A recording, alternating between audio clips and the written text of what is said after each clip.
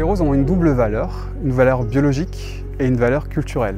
On peut la considérer pour ses qualités agronomiques, son parfum, sa structure, sa couleur, mais aussi pour l'histoire qu'elle raconte, le terroir, le territoire dont elle est issue, la personne qu'elle évoque, les événements.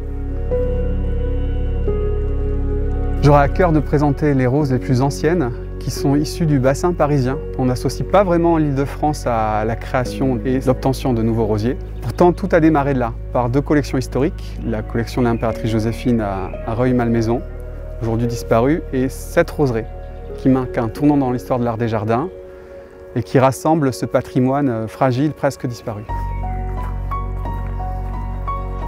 Dans l'Île-de-France, on voit les différents usages progressifs de la rose médicinale de Provins, à la rose à parfum à Fontenay-aux-Roses et à Puteaux, à la rose des jardins ici à Saint-Denis et sur le plateau Briard.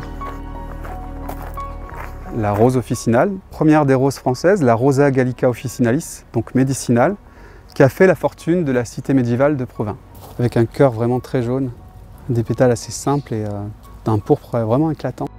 Quand on interroge les habitants de Fontenay-aux-Roses, ils ne savent pas pourquoi leur ville s'appelle ainsi. Tout simplement parce qu'au port de Paris, au XIXe siècle, on cultivait la rose pour son parfum, pour en faire de l'huile essentielle.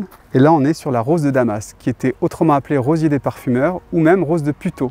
Puteaux aussi avait ce type de culture. Une rose horticole a toujours besoin de la main de l'homme pour se perpétuer.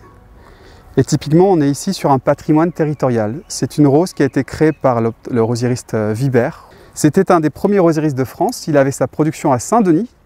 Au milieu du XIXe siècle, déjà, on crée des roses, on crée des obtentions pour le plaisir, la beauté du jardin. C'est l'impératrice Joséphine qui a créé cette mode-là.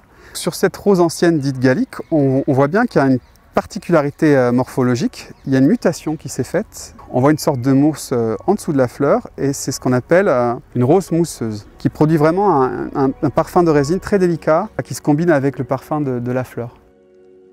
Aujourd'hui, quand on se promène à Paris même ou en banlieue, qui est un environnement fortement urbanisé, on n'imagine pas en fait que c'était un lieu de territoire de création de roses.